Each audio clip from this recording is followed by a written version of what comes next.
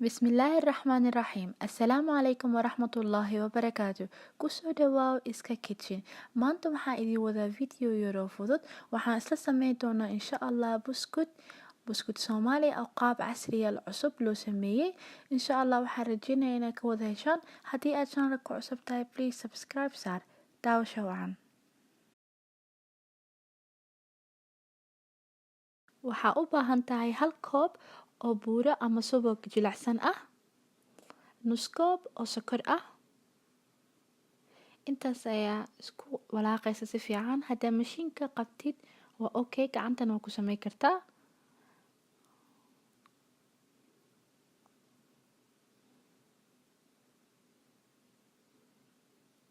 buuraha ama subaga banaanka dhig si ay kugu si fiican u dhalaasho waxyar. qabowga markay tahay way dhib badan tahay inay qasmato, marka banaanka xoogaa dhig. haddii kalena inaad jarjartid isku day oo yaryaraysid, markaasi si fiican ay kugu qasmaysaa. hadda mar kale ayaan isku keenaynaa. waxaan ku daraynaa hal xabo ukun ah,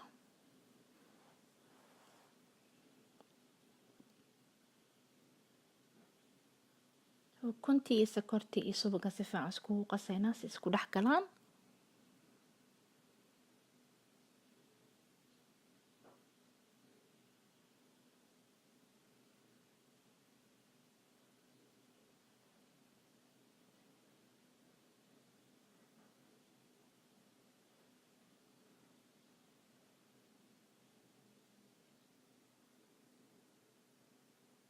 waxaan ku shubaynaa, hadda aan keensanaynaa 2 koob oo bur ah.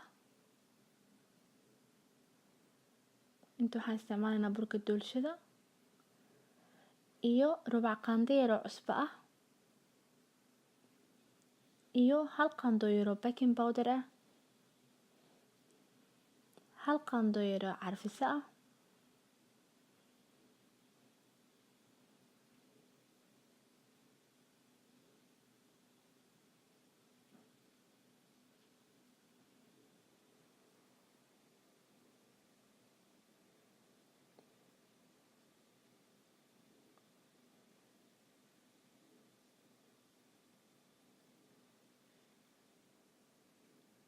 intaas ayaa si fiican isku walaaqaynaa, isku dhex qasaynaa.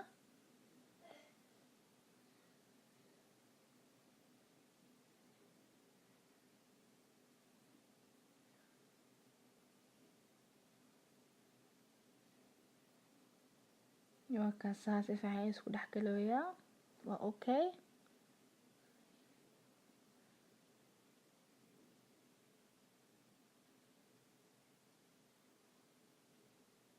waa kana buskudkeeni waa diyaar. hadda cajiinkiisa soo qaadanaynaa. waxaan isku dayaynaa inaan ku fidano meel nadiif ah.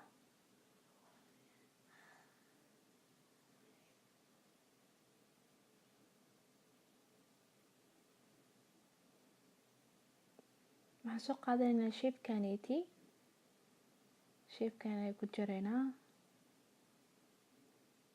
kulligiis.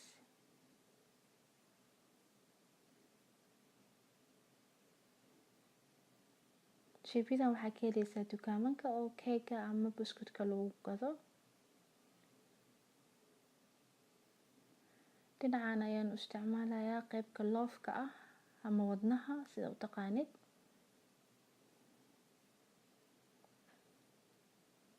qayb ka mid ah dhinacaas ayaan u isticmaalayaa.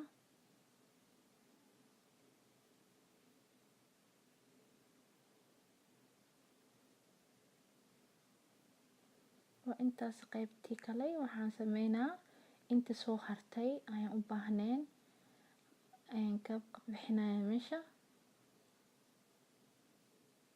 intaasi mar kale ayaa isticmaali kartaa, isku kuusi kartaa. waa kanaha qayb ka mid ah saan ayaa nagu soo baxday. qaybtii kalena aan loofka u jarjaro waa tanaha ayadana. noocan saan ayaa u sameeyay. noocii kale hadda intii kasoo hartay ayaan haddana mar labaad gacanta ku sameynaa.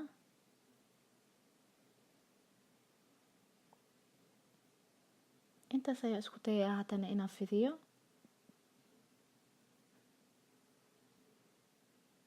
waxaan rabaa noocyo badan inaan ka sameeyo videogaaneti insha allah.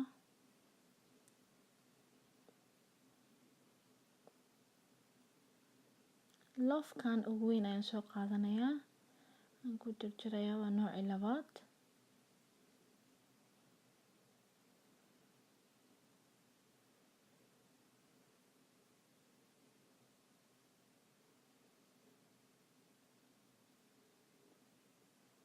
mid ka yar ayaan soo qaadanaa loofkaasiti, dhaxda ayaan ka saarayaa qayb ka mid ah.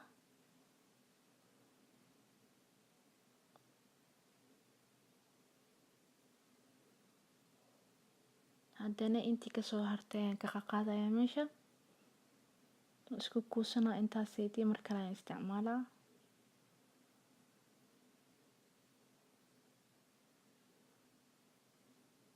buskudkan aad ayuu u fudud yahay, caruurtada xataa way ka caawi kartaa sameyntiisa. waa kana maasha allah waaye, waa kana waan soo diyaarsaday inta aan rabay.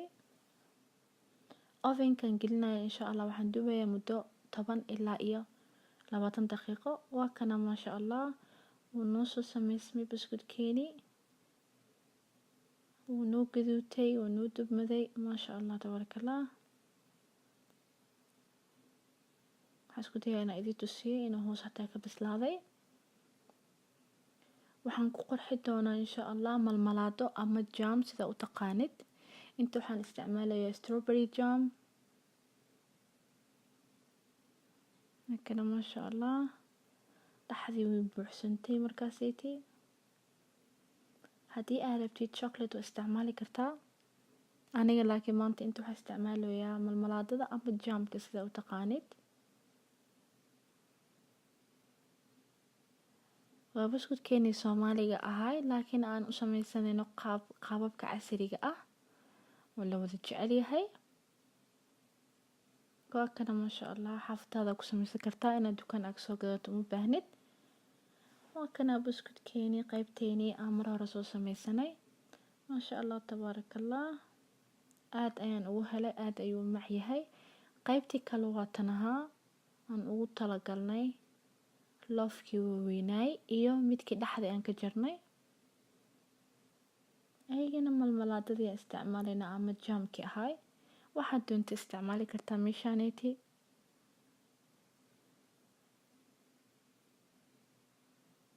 maasha allah tabarakallah, qurux ayuu ku soo baxiyay markaan habeenay. waa kanaha qaybteeni labaad. aad ayaan ugu helay videogaaneti, sameyntiisa iyo buskudka aad ayuu u macyahay. waxaan rajeynayaa idinkana inaad ka wada heshaan aad sameysaan. waxaan idin rajeynayaa kheyr. haddaa videoga aad ka heshay please subscribe saar, like ii saar, commentsna hoos igugu soo qor. assalaamu calaykum waraxmatullaahi wabarakaatu.